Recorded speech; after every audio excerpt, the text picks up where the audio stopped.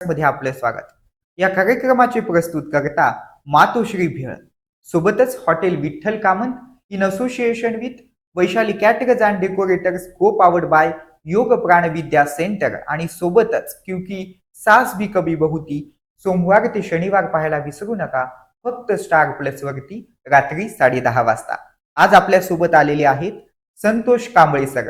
Kamble sir, ऋषी सरांच्या शाळेमध्ये तुमचं स्वागत. नमस्ते. संतोष कांबळेंचा थोडक्यात परिचय मी तुम्हाला देतो. संतोष कांबळे हे जिल्हा परिषद भुगाव या ठिकाणी शिक्षक म्हणून कार्यरत आहेत. सोबतच ते लेखक आहेत, विचारवंत आहेत.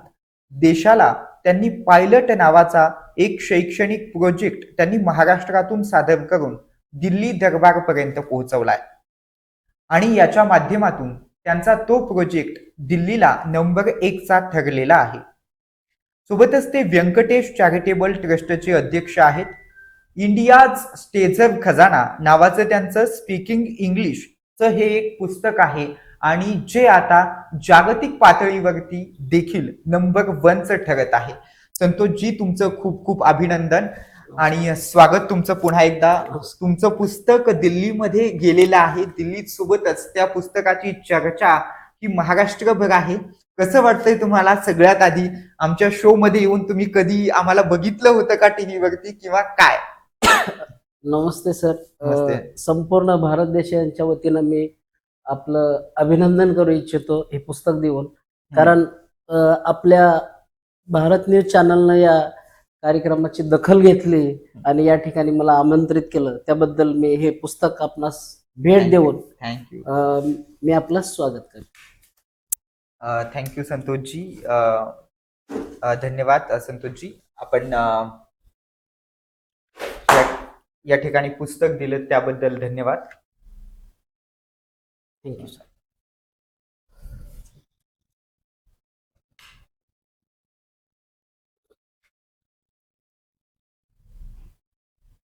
एक आपण छोटासा ब्रेक घेतोय. ब्रेक नंतर लगेच परत येतोय.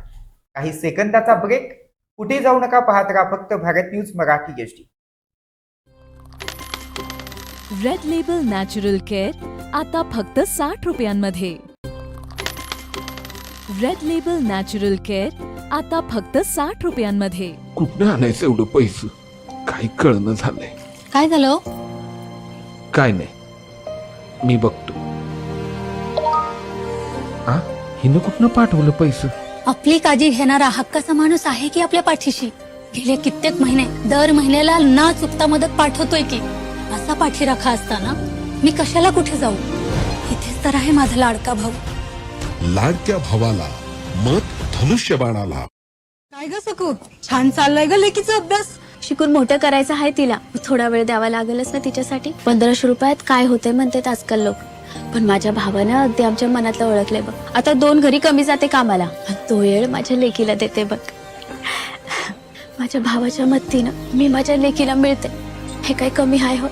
असा पाठीराखा असताना मी कशाला कोणीकडे जाऊ? इथंच तर हाय माझा लाडका भाऊ. लाडक्या भावाला मत धनुष्यबाणाला.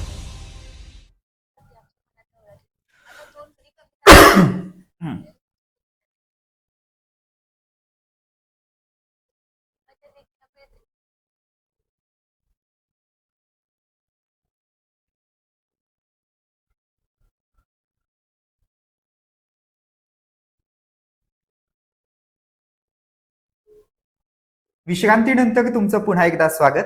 आज आपल्या सोबत संतोषजी कांबळे आहेत. संतोषजी, तुमचं पुन्हा एकदा स्वागत. संतोषजी, माझा तुम्हाला पहिलाच प्रश्न असेल. प्रत्येकाला बालपणी असं वाटतं मला डॉक्टर बनायचंय, मला इंजिनियर बनायचंय. तुम्ही काय बनायचं ठरवलं होतं? ऍक्च्युली मला डॉक्टरच बनायचं होतं, परंतु परिस्थिती खूप गरिबीची होती. आणि ऍक्च्युली म्हणजे मला माझ्या मामाने आणि माझ्या आजीनं शिकवलं. बापरे.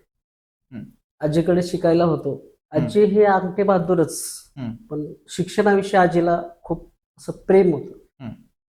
ती शाळेमध्ये सोडायला यायची आजी, आजोबा पण यायचे. आजी काहीतरी गुरुजींच्या कानात काहीतरी सांगायची. तेच मला विशेष कौतुक वाटायचं. काय सांगत असेल आजीलाच माहिती. तुम्ही भावनिक झालात खूप. आजीचं नाव काढताच तुम्ही भावनिक झालात. आजीची आणि तुमची काही आठवण आहे अशी? कारण ऍक्च्युली आजीनं जे शिकवलं त्यामुळे मी आज इथं आहे. बापरे, खरंच प्रत्येकाच्या आयुष्यात एक संघर्षाचं पान असतं आणि संघर्षाचं पान ओलांडून जो माणूस शिकतो तो यशस्वी होतो आणि त्याचं एक मूर्तिमंत उदाहरण म्हणजे संतोषजी कांबळे सर. संतोषजी, तुम्ही खरंच खूप भावनिक झालात. एखादा काही छोटासा प्रसंग आठवतोय जो आजीने तुमच्यासाठी काही केलेला असा भावनिक प्रसंग? मला जेव्हा ऍडमिशन घ्यायचं होतं हम्म. म्हणजे डीएड साठी, हम्म. त्यावेळेस आजीनंच मला मदत केली. अच्छा. लहानपणीचे दिवस तुम्हाला खूप आठवत असतील. तुमचे आई वडील नव्हते का तुम्हाला? आई वडील आहेत ते, अच्छा. परंतु जास्त फोकस आजीचे तुम्ही जास्त लाडके होता. बघा संतोषजी, तुमचं बालपण कुठे आणि कसं गेलं आमच्या प्रेक्षकांना आणि तुमच्या विद्यार्थ्यांनाही जाणून घ्यायला आवडेल, कारण तुमचे विद्यार्थी देखील आपला शो या ठिकाणी लाईव्ह बघतायत. ऍक्च्युली माझं बालपण म्हणजे ग्रामीण भागामध्ये गेलं. माझ्या मामाचं गाव हारळी आहे. हारळी धाराशिव जिल्ह्यामध्ये. आता नवीन जिल्ह्याचं नाव धाराशिव पडलं, पण अगोदरचा उस्मानाबाद जिल्हा. तर हारळी या गावामध्ये माझं 1ली ते 4थी पर्यंत शिक्षण त्या ठिकाणी झालं. त्या ठिकाणी कुलकर्णी गुरुजी, तात्याराव गुरुजी होते. तर त्या गुरुजींचं खरंच मी या ठिकाणी लाईव्ह अभिनंदन करतो. त्या सरांनी आम्हाला खूप छान प्रकारे शिकवलं आणि 4थी पर्यंत शाळा आणि कमी विद्यार्थी होते, पण गुरुजी खूप लाड करायचे, चांगलं शिकवायचे आणि त्यात आजीचा तर हट्ट होताच. अशा प्रकारे बालपण माझं अतिशय चांगलंच गेलं म्हणायचं. आणि तिथून पुढे मग सन 1993ला लातूर उस्मानाबाद या ठिकाणी 30 सप्टेंबर 1993ला अतिशय भयंकर घटना घडली, भूकंप झाला आणि त्या परिस्थितीमधून पुढं मग एक वेगळंच वातावरण तयार झालं होतं. त्यावेळेस देशाचे थोर समाजसेवक शांतीलाल भाऊ मुथा हे त्या ठिकाणी आले. मला वाटतं 10-12 लक्झरी घेऊन ते पुण्यातून तिथं आले होते आणि आता या भूकंपग्रस्त मुलांसाठी काहीतरी केलं पाहिजे यासाठी त्यांनी पुण्यामध्ये विद्यार्थी त्या भागातली सगळी आणून तिथे पुण्यामध्ये पिंपरीला एक बोर्डिंग सुरू केली आणि तिथं आम्हाला शिकवलं. शांतीलाल भावाचं मुद्दांचं मी या ठिकाणी खूप ऋणी आहे, कारण त्यांच्यामुळं 5वी ते 12वीचं शिक्षण पूर्ण बोर्डिंगला आमचं झालं. बोर्डिंगला अतिशय छान प्रकारे आमची सोय होती. जेवण, खाणं, नाश्ता सर्व छान, एकदम सकाळी लवकर उठवणं. त्या ठिकाणचे पवार सर, शेळके सर अतिशय छान स्टाफ होता आम्हाला. खूप छान प्रकारे आम्हाला त्यांनी शिक्षण त्या ठिकाणी दिलं. आणि मी एक शिक्षक आहे, परंतु माझ्यासारखे शिक्षक आहेत, काही पोलीस आहेत, काय IPS झालेले आहेत, काय PSI झालेले आहेत. म्हणजे भारतीय जैन संघटनेनं बरेच विद्यार्थ्यांचं करिअर घडवलेलं आहे. बापरे. आणि शांतीलाल मुथांची प्रेरणा घेऊनच मी Shri Venkatesh charitable trustee open केली. गेली 5 वर्ष मी काम करतोय आणि त्याबद्दल तर मी विचारणारच आहे. तुम्हाला एक लहानपणीचा एक प्रश्न विचारायचा आहे. आता मला किंवा तुमच्या विद्यार्थ्यांना किंवा सगळ्या प्रेक्षकांनाच तो पडलेला असेल. मला एक विचारायचंय, लहानपणी आपण लहान असतो, आपण काहीतरी असा चाळा करतो की ज्याने आपल्या घरच्यांना किंवा आई वडिलांना राग येतो. असं तुम्हाला आठवते की तुम्ही एखादी काही गोष्ट केली त्याच्यामुळे तुम्ही खूप मार खाल्ला किंवा आई अशी रागी वगैरे भरली किंवा आजी रागवली तुमच्यावर, असा काही प्रसंग आहे? आहे एक प्रसंग. म्हणजे माझ्या आजीचं माहेर भातागळी म्हणून आहे. त्या ठिकाणी माझ्या मामीच्या गावी गेलो होतो. तिथे गेल्यानंतर काय माझा पाय लागला, काय लागला, ती पाण्याची घागरच पडली अख्खी, अशी पाणी सांडलं गेलं.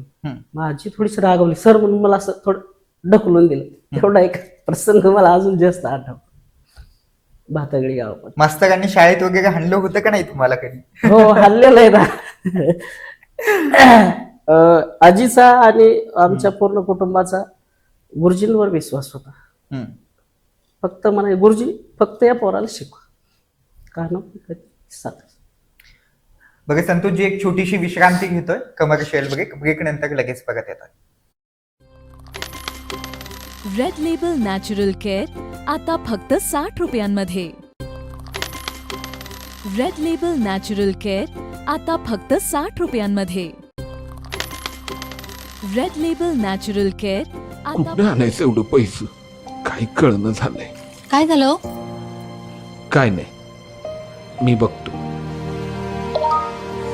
आ हिनं कुठनं पाठवलं पैसे? आपली काळजी घेणारा हक्काचा माणूस आहे की आपल्या पाठीशी. गेले कित्येक महिने दर महिन्याला न चुकता मदत पाठवतोय की. असा पाठीराखा असताना मी कशाला कुठे जाऊ? इथेच तर आहे माझा लाडका भाऊ. लाडक्या भावाला मत धनुष्यबाणाला. काय ग सकू छान चाललाय ग लेकीचा अभ्यास. शिकून मोठं करायचं आहे तिला, थोडा वेळ द्यावा लागेलच ना तिच्यासाठी. 1500 रुपयात काय होतंय म्हणतात आजकाल लोक.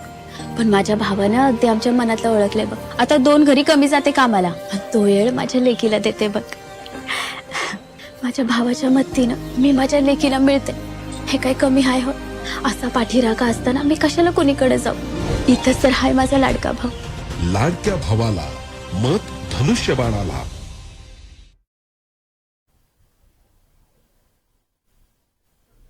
विश्रांतीनंतर आपलं पुन्हा एकदा स्वागत. आज आपल्या सोबत संतोषजी कांबळे हे आदर्श शिक्षक आहेत आणि ते आज आपल्या शाळेत आहेत आणि त्यांची शाळा मगाचपासून मी घेतोय.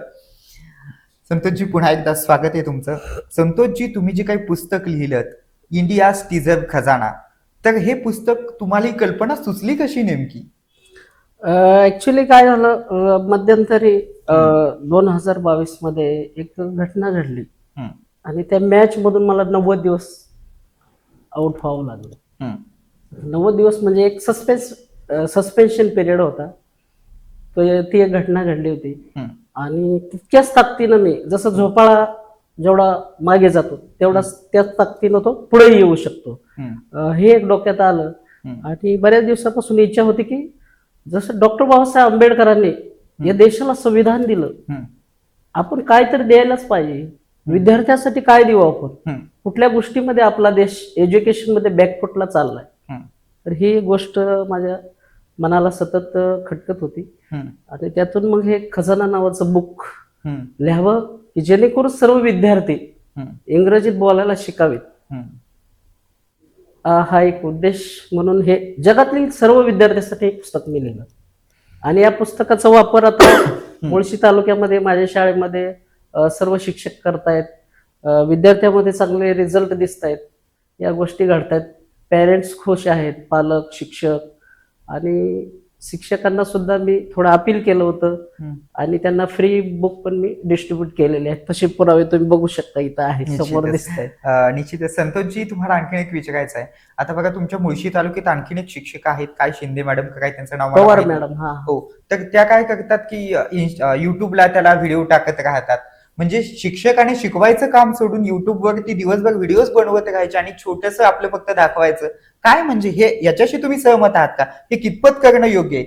तुम्हाला जिल्हा परिषदने शिक्षक म्हणून शाळेत नेमलेलं आहे, नॉट अ युट्यूबर म्हणून. या मताशी तुम्ही सहमत आहात का? एका शिक्षकाला, हा मान्य आहे, तुम्ही छान शिकवता, तुमची स्ट्रॅटेजी तुम्ही प्रायव्हेट क्लास खोलून सुद्धा तुम्ही दाखवू शकता, पण जिल्हा परिषदच्या शाळेत तुम्ही जे काय घेता ते लगेच युट्यूबवर म्हणजे नुसतं सोशल मीडियावरती सगळे शिक्षक घेतच. प्रत्येक शिक्षक हा ऍक्टिव्हच असतो.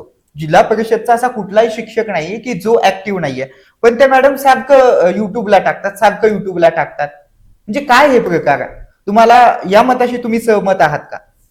नाही, या मताशी मी सहमतच आहे सर. कारण काय झालंय, शासनाने हम्म, असे वेगवेगळे ऍपच दिलेत दररोज. हम्म, शिकवायचं काम 50% आहे आणि 50% काम हे ऍपवर माहितीच भरायची लावली. हम्म, हे ऍप भरा, ते ऍप भरा, तात्काळ माहिती द्या, हे करा, ते करा. ऑनलाईन कामाचा एवढा बोजा शासनाने टाकलेला आहे. शासन म्हणतं तुम्हाला युट्यूबवरती व्हिडिओ टाका, तुम्ही शिकताय काय, तुमच्या शाळेत थोडं जरी काय झालं तरी शिक्षक युट्यूबला, इन्स्टाला लगेच टाकून देतात. आता मॉडर्न जमान्याप्रमाणे आता बदललं पाहिजे आपण. सोय आहे म्हणून टाकतात, सोय नसेल तर टाकलीच नसते. पण शिक्षकाचं मेन काम शिकवणं हे नाही वाटत तुम्हाला? जो शिक्षक उपक्रमशील शिक्षक शिकवतो त्याने युट्यूबलाच टाकावं असं काही नियम नाही. आता आणखीनही जिल्हा परिषदचे राज्यभर शिक्षक आहेत, ते तर कसं काही करत नाहीत. 2-4 बोटावर मोजण्या इतकी शिक्षक आहेत की ते थोडं काय झालं की युट्यूबला, फार कोणी त्यांचं कौतुक जरी केलं तरी युट्यूबला, थोडे एखादं कुणी उशीर आले तरी ते युट्यूबला टाकतात. काय हे उहापोह केलाय का शिक्षणाचा? शिक्षण व्यवस्थेचा बाजार केलाय का? काय म्हणायचंय तुम्हाला? शिक्षण व्यवस्थेचा बाजार झालाय का? तुम्हाला सरकार देखील जास्त काम देतं?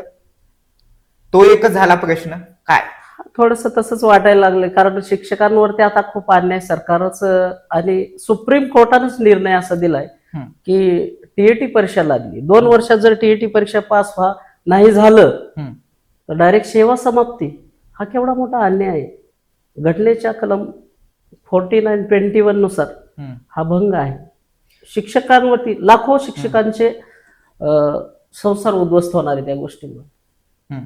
त्यामुळं मी सुद्धा एक पुस्तक तयार केलेलं आहे, ते प्रिंट आउट करायचं तुम्हाला राहिलं. आता थोडस एक सेकंद थांबवतो. तुम्ही म्हणाला की सरकारला असं वाटत असेल कदाचित की गुणवत्तापूर्ण शिक्षक असावेत. तुम्हाला नाही वाटत गुणवत्तापूर्ण शिक्षक असावेत शाळेमध्ये? गुणवत्ता, आता बघा, तुम्ही म्हणाला जमाना सगळा बदलतोय. जमान्यात, या बदलणाऱ्या जमान्यात गुणवत्तापूर्ण शिक्षक असावेत. जुनी भरती कशी झाली, झाला डीएड पास, थोडे मार्क पडले की गेला, झाला तो शिक्षक. काय वाटत नाही का तुम्हाला हे असं? मलाही वाटतं तसं, पण काय होतं, आता 30-30 वर्ष सर्व्हिस झाली हम्म. आणि त्यांना अचानक नोकरी येऊन कमी करायचं कारण एकच, हम्म. फक्त टीईटी. आणि इतके दिवस नोकरी केली त्याचं काय? तर त्यांच्या माग पूर्ण कुटुंब आहे ना.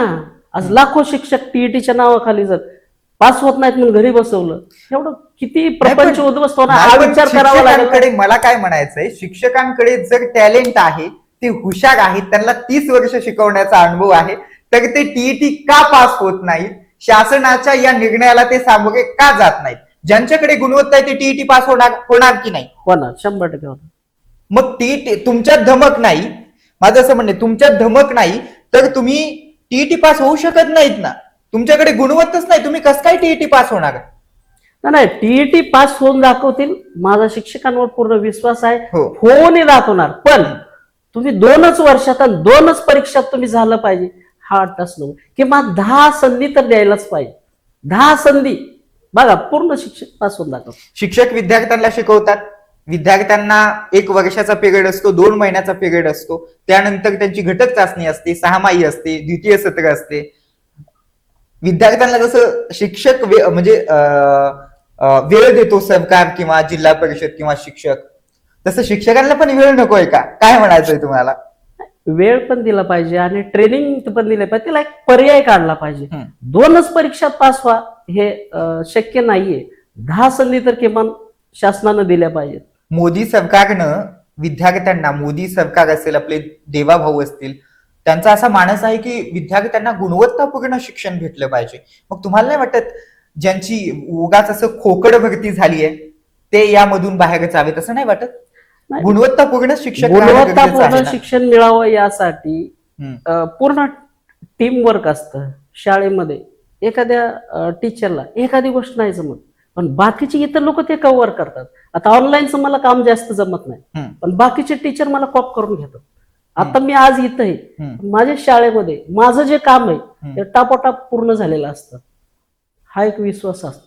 आज सर नाहीयेत. प्रश्न ऑनलाईनचा नाहीच आहे, प्रश्न आहे तुम्ही टीईटीचा म्हणताय की टीईटीला 2 वर्षात ते पास होऊन दाखवायचंय. माझं एकच म्हणणं आहे, तुम्ही शिक्षक आहात, तुम्ही विद्यार्थ्यांना शिकवता, तुम्ही गुणवत्तापूर्ण आहात, म्हणूनच तुम्हाला ती पोस्ट मिळालेली आहे. बरोबर. तुम्ही अभ्यास करून तिथं बसलात, मग तुम्ही अभ्यास करून टीईटी पास होऊ शकत नाहीत का?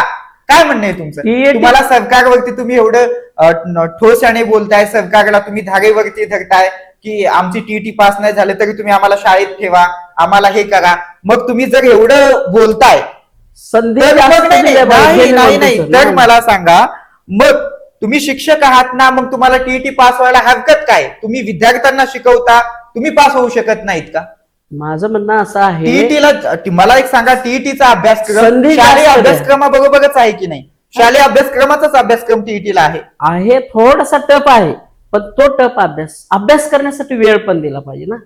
2च परीक्षात हे अन्यायकारक होईल. 10 संधी किमान दिल्या पाहिजे. आणि त्यासाठी मी अन्याय कसा होतोय आणि तो निर्णय रद्द व्हावा, शिथिल व्हावा, यासाठी मी 200 पानाचं पुस्तक लिहिलंय आणि सुप्रीम कोर्टात मी ते अपील करून तिथं मी बाजू तुम्ही शिक्षकांची शिक्षकांसाठी मांडणार. लढताय, त्याबद्दल हो. आमचं काही दुमत नाही. परंतु माझं एक म्हणणं आहे, किंवा सरकारला देखील, सरकारने जो काही नियम केलेला आहे तो नियम चुकीचा आहे असं तुम्हाला म्हणायचंय? नाही, थोडासा शिस्तभंग झालेलाच आहे. हा. तर कलम 14 आणि 21 नुसार अन्याय करता येत नाही. मानवी दृष्टिकोन जर पाहिला, कारण त्या शिक्षकाच्या माग पूर्ण कुटुंब आहे. त्या शिक्षकाला काढून टाकलं तर कर्ज काढलेले आहेत, घरं घेतलेले आहेत, प्रॉपर्टी घेतलेली आहेत. एक शिक्षक आता सध्याच्या परिस्थितीत नाराज आहेत की माझी नोकरी जाईल, माझं हे होईल, माझं पुढचं काय फ्युचर काय. त्यामुळे ताणतणावात बीपी, शुगर या सगळ्या समस्या घेऊन ते आज जगतायत. एवढं प्रेशर शिक्षकांवरती आलेलं आहे. म्हणून हे कुठंतरी शिथिल झालं पाहिजे किंवा हा निर्णय सरकारने मागे घेतला पाहिजे. यासाठी मी खास 200 पानाचं पुस्तक तयार केले आणि ते सुप्रीम कोर्टात उभं राहून जज समोर मी ते सादर करणार आहे, जेणेकरून सरकारने याचा अत्यंत गांभीर्याने विचार करून हा निर्णय कुठंतरी मागल घ्यावा, शिथिल करावा किंवा रद्द करावा किंवा 10 संधी द्याव्यात. कांबळे मास्तर, नक्कीच यावरती सरकार काय विचार करेल हे देखील पाहणं तितकंच महत्वाचं आहे. एक छोटीशी विश्रांती घेऊयात. विश्रांतीनंतर लगेच परत येऊयात. तुम्ही मात्र कुठे जाऊ नका. पाहत राहा भारत न्यूज मराठी HD वरती. चर्चा तर होणारच. रेड लेबल नॅचरल केअर आता फक्त 60 रुपयांमध्ये. रेड लेबल नॅचरल केअर आता फक्त 60 रुपयांमध्ये. रेड लेबल नॅचरल केअर आता फक्त 60 रुपयांमध्ये. कुठनं आणायचं एवढं पैसे, काही कळणं झालंय.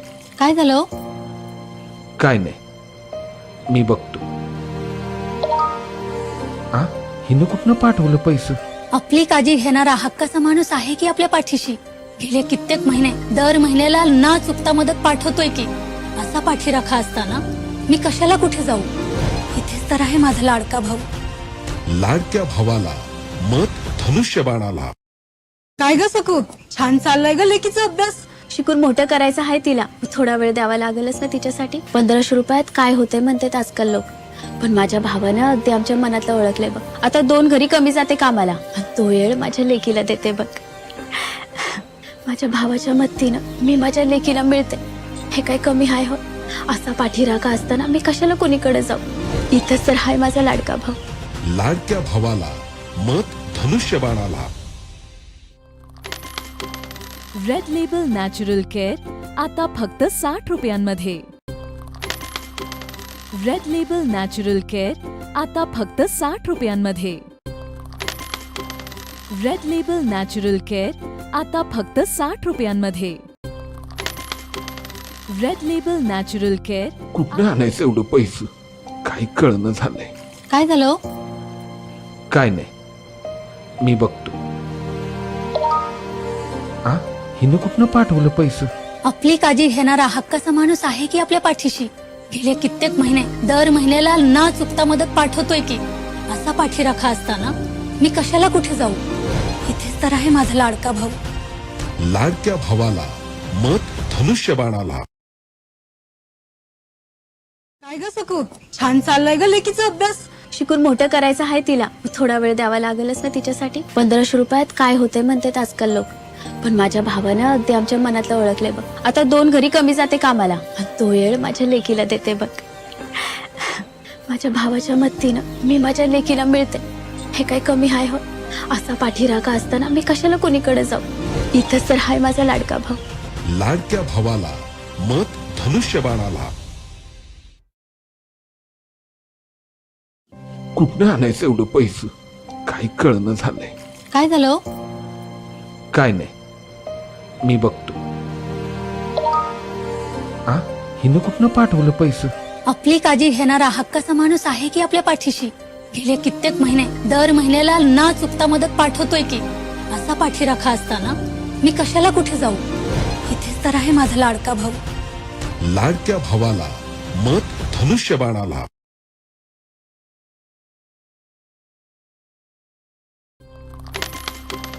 रेड लेबल नॅचरल केअर आता फक्त 60 रुपयांमध्ये. रेड लेबल नॅचरल केअर आता फक्त 60 रुपयांमध्ये. रेड लेबल नॅचरल केअर आता फक्त 60 रुपयांमध्ये. रेड लेबल नॅचरल केअर आता फक्त 60 रुपयांमध्ये. रेड लेबल नॅचरल केअर आता फक्त 60 रुपयांमध्ये. कुठनं आणायचं एवढं पैसे, काही कळणं झालंय. काय झालं? काय नाही, मी बघतो. आ हिनं कुठनं पाठवलं पैसे? आपली काळजी घेणारा हक्काचा माणूस आहे की आपल्या पाठीशी? गेले कित्येक महिने दर महिन्याला न चुकता मदत पाठवतोय की. असा पाठीराखा असताना मी कशाला कुठे जाऊ? इथेच तर आहे माझा लाडका भाऊ. लाडक्या भावाला मत धनुष्यबाणाला.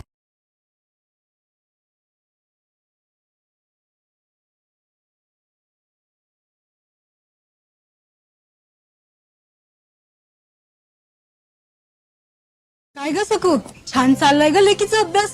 शिकून मोठं करायचं आहे तिला, थोडा वेळ द्यावा लागेलच ना तिच्यासाठी. 1500 रुपयात काय होते म्हणतात आजकाल लोक, पण माझ्या भावानं अगदी आमच्या मनातलं ओळखलंय बघ. आता 2 घरी कमी जाते कामाला, आणि तो वेळ माझ्या लेकीला देते बघ.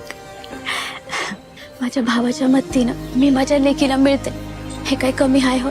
असा पाठीराखा असताना मी कशाला कोणीकडे जाऊ? इथंच तर हाय माझा लाडका भाऊ. लाडक्या भावाला मत धनुष्यबाणाला.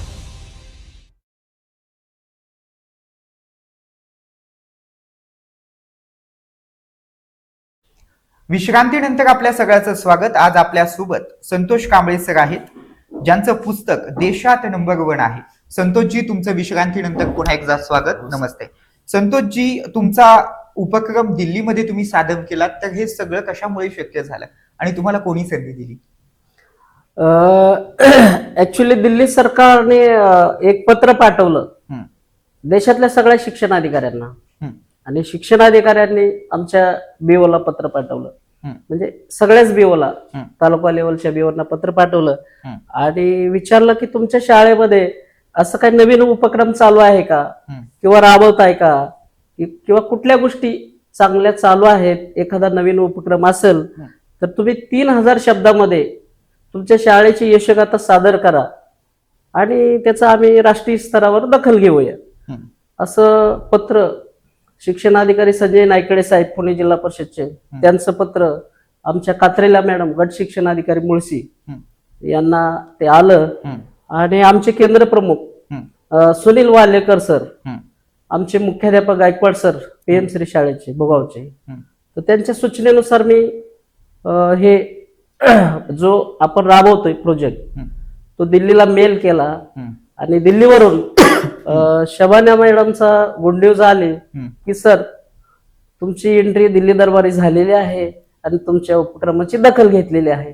व्हॉट्सअपला त्यांनी मेसेज केला मला आणि ते बघून मला खूप छान वाटलं. क्या बात है. तुमचा हा पायलट जो काही प्रोजेक्ट आहे तो तुम्ही नेमका राबवता कुठे कुठे कुठे राबवलाय अजून? हा पायलट प्रोजेक्ट सध्या तरी शाळेमध्ये आणि मुळशी तालुक्यामध्ये आमचं चालू आहे. शिक्षकांना अपील केलं, त्यांचे अभिप्राय घेतले. शिक्षक मुळशी तालुक्यामध्ये हे पुस्तक प्रत्येक शाळेमध्ये वापरतायत. कॉर्पोरेशनच्या शाळेमध्ये वसुंधरा बारवे मॅडम आहेत उपायुक्त, त्यांची भेट घेतली, त्यांना रिक्वेस्ट केली, त्यांनी गुड म्हणून अभिप्राय दिला. आणि त्यानंतर रणदिवे मॅडम आहेत, त्यांनी छान म्हटलंय पुस्तक छान आहे, आम्ही महानगरपालिकेच्या शाळेमध्ये ह्याचा यूज करू आणि निश्चित शैक्षणिक गुणवत्ता वाढेल. शिक्षण प्रमुख बाखारे मॅडम आहेत, त्यांनी सुद्धा सहकार्य केलं आणि म्हणाल्या की सर खरंच तुम्ही छान काम करताय. त्यानंतर इन्कम टॅक्सचे आयुक्त सुशील कुमार साहेब आहेत, इथेच स्वारगेटच्या तिथं ऑफिस आहे, त्यांनी पण अभिनंदन केलं, त्यांनाही पुस्तक प्रेझेंट केलं आपण.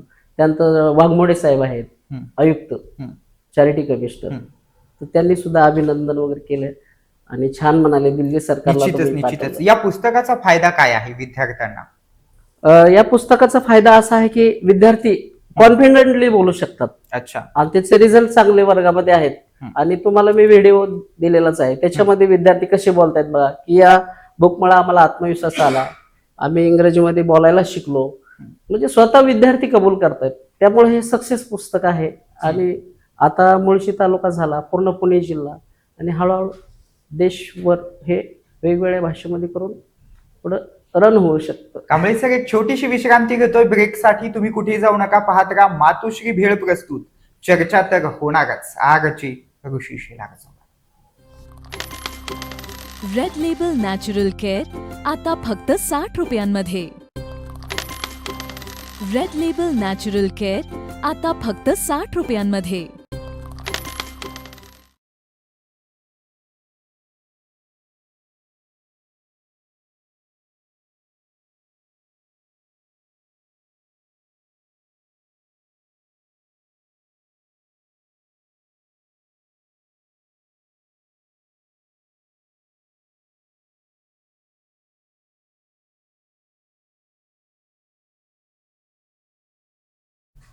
विश्रांतीनंतर तुमच्या सगळ्याचं पुन्हा एकदा स्वागत. आपण पाहताय मातोश्री भेळ प्रस्तुत चर्चा तर होणारच या कार्यक्रमाचे सहप्रायोजक hotel Vitthal Kamat in association with Vaishali caterers and decorators, go powered by Yog Pranvidya centre, सोबतच क्योंकि सास भी कभी बहुती सोमवार ते शनिवार पाहायला विसरू नका रात्री 10:30 वाजता.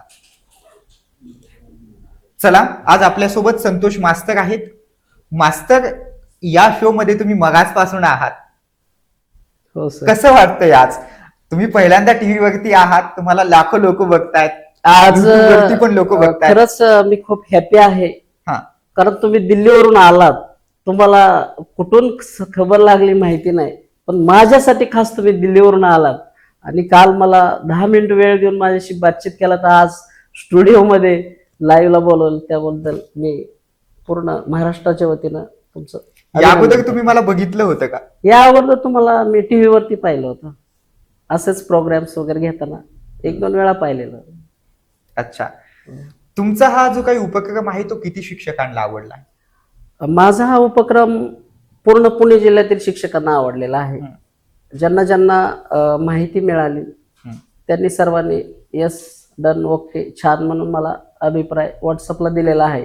त्यानंतर 1000 पेक्षा जास्त शिक्षकांनी मला लेखी अभिप्राय दिलेले आहेत की इथंच आहे, तुम्ही ते बघू शकता, बघितलं दिसतंय उत्कृष्ट आम्हाला.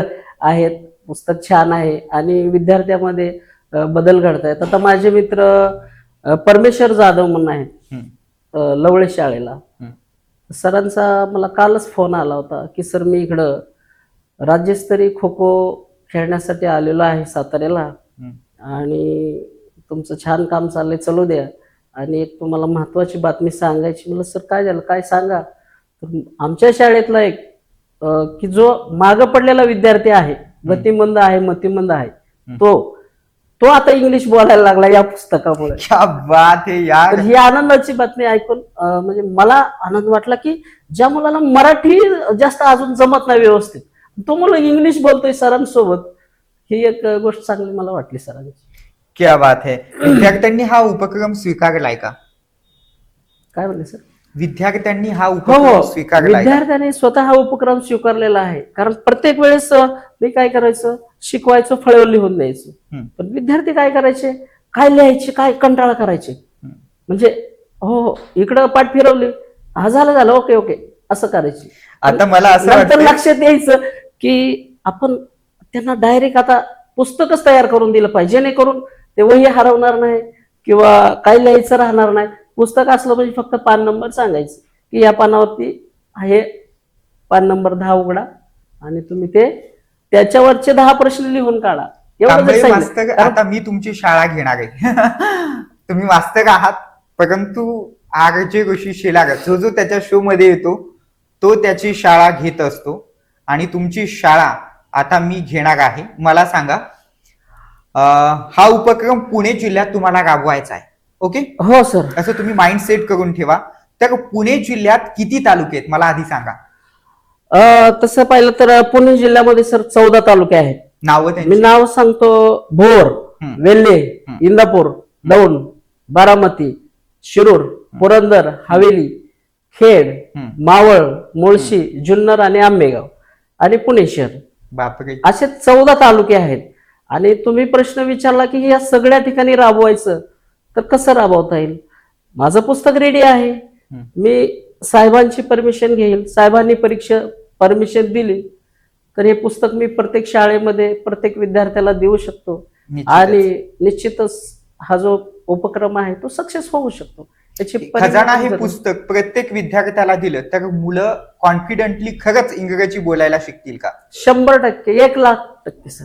कारण जो विद्यार्थी बॅकला होता, जो विद्यार्थी मराठीत माग आहे, तो इंग्लिश मध्ये बोलू शकतो, सक्सेस होणारच आहे. काय हा पायलट प्रोजेक्ट पूर्ण महाराष्ट्रात राबवला तर यशस्वी होईल का? आणि त्याला जर आम्ही भारत न्यूजने जर त्याला काही स्पॉन्सर केलं आणि विद्यार्थ्यांमध्ये एक सकारात्मक बदल म्हणून आम्ही आमच्या ट्रस्टने जर तो प्रोजेक्ट देशभर राबवण्याचा प्रयत्न केला तर तुमची त्याला सहमती असेल का? हो हो, माझी नक्की सहमती असेल. कारण मी डोनर शोधतोय, कंपन्या बघतोय की कुणीतरी माझा प्रोजेक्ट उचला.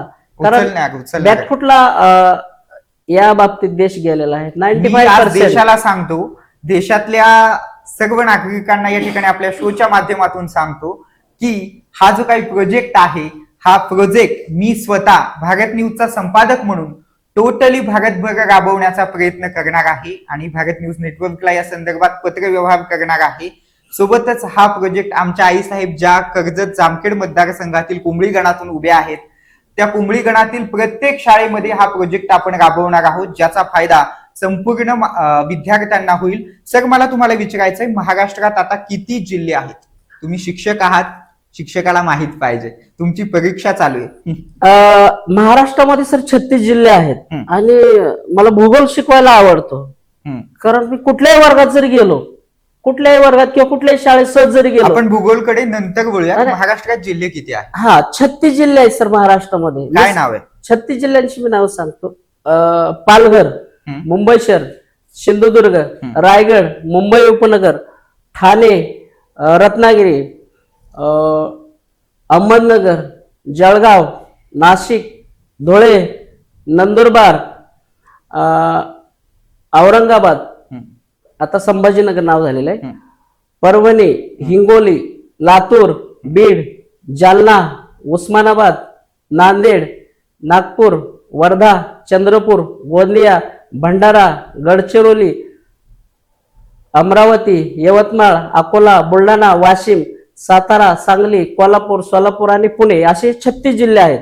आणि हा जर प्रोजेक्ट आपण राबवायचा ठरवला आणि सरकारने जर याला संमती दिली तर पूर्ण 36 जिल्ह्यामध्ये म्हणजे आपल्या संपूर्ण महाराष्ट्रामध्ये राबवूया. या उपक्रमाचं नेतृत्व जर मी केलं तर तुम्हाला आवडेल का? 100% आवडेल. आवडेल ना. जनतेला तुम्ही काय संदेश द्याल? जनतेला संदेश असा देईल की खजाना पुस्तक वाचा. आपले विद्यार्थी शाळेमध्ये आहेत, बरोबर. प्रत्येक घरातलं कमीत कमी एक तरी विद्यार्थी शाळेमध्ये जातो. तर पालकाची जबाबदारी आहे, मित्राची जबाबदारी आहे, किमान हे खजाना पुस्तक वाचा. तुम्ही शिकलेले असाना नसा, कारण सगळे जास्त शिकलेले नाहीत. कोणी 7वी शिकले, कोणी 10वी, कोणी 12वी, कोणी 15वी. पण आपल्या विद्यार्थ्याशी इंग्रजी ते बोलत नाहीयेत, त्याच्यामुळे विद्यार्थीही मागे पडलाय आणि प्रॅक्टिसच नाही मुळात. तर माझं खजाना पुस्तक रोज वाचा. विद्यार्थ्याला फक्त 2च वाक्य बोला. बघा, वेअर आर यू गोईंग, कुठं चाललास, डिड यू इट, जेवलास का, किंवा दररोज 2 जरी वाक्य तुम्ही बोलला ना विद्यार्थ्याशी. बघा सगळे तुमची एक आता एक परीक्षा घेऊयात. एक आता मगासपासून तुमची परीक्षा चालू आहे. आता आपल्याला ब्रेकवरती जायचंय. तुम्ही ब्रेकवरती चाललोय आता आपण. मी एक मराठीमधून वाक्य सांगतो, ते तुम्ही इंग्लिशमध्ये ट्रान्सलेट करून बोला. याचबरोबर एक छोटीशी विश्रांती घेऊयात. ब्रेक नंतर लगेच परत येऊया. बोला. कुठनं आणायचं एवढं पैसे? काही कळणं झालंय. काय झालं? Taking break, after then we will come. Thank you sir. Welcome. कुठनं आणायचं एवढं पैसे? काही कळणं झालंय. काय झालं? काय नाही, मी बघतो. हिनं कुठनं पाठवलं पैसे? आपली काळजी घेणारा हक्काचा माणूस आहे की आपल्या पाठीशी? गेले कित्येक महिने दर महिन्याला न चुकता मदत पाठवतोय की. असा पाठीराखा असताना मी कशाला कुठे जाऊ? इथेच तर आहे माझा लाडका भाऊ. लाडक्या भावाला मत धनुष्यबाणाला. रेड लेबल नॅचरल केअर आता फक्त 60 रुपयांमध्ये. रेड लेबल नॅचरल केअर आता फक्त 60 रुपयांमध्ये. Red label.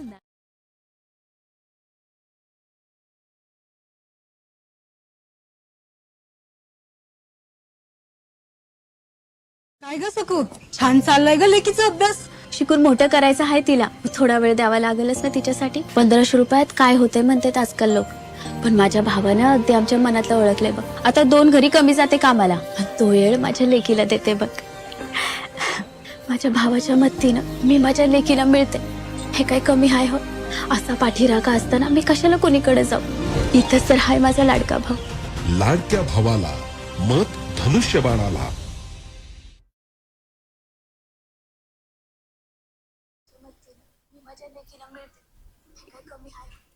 विश्रांतीनंतर तुमच्या सगळ्याचं पुन्हा एकदा स्वागत. आज आपल्या सोबत संतोष मास्तर आहेत.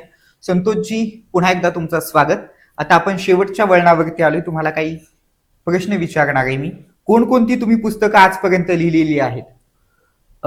मी सुरुवातीला हे पहिलं इंडियाज ट्रेझर खजाना हे पूर्ण केलं, दिल्लीला सादर केलं आणि दिल्लीला ते इंटरनॅशनल स्टँडर्ड बुक म्हणून जाहीर पण केलेलं आहे. बरं. ISBN नंबर मिळाला आहे, कॉपीराईट माझ्या नावावर आहे आणि हे शालेय अभ्यासक्रमात आलं पाहिजे पुस्तक, आणि जेणेकरून जो स्पेस निर्माण झालेला आहे स्पोकन मध्ये तो कुठंतरी भरून निघेल असं मला वाटतं. शालेय अभ्यासक्रमात पुस्तक येणारच आहे आणि ते आम्ही आणण्यासाठी भारत न्यूज नेटवर्क पूर्णतः प्रयत्न करेल. महाराष्ट्राची जनता त्याला प्रयत्न करणार आहे.